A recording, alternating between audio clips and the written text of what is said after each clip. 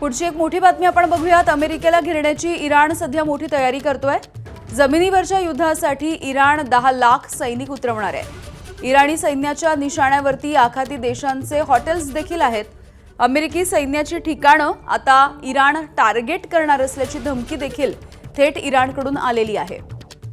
तर अमेरिकेसोबत चर्चेला तयार, पण अटी त्यांच्या ज्या आहेत त्या आम्हाला मान्य नाहीत असंही इराणनं म्हटलेलं आहे।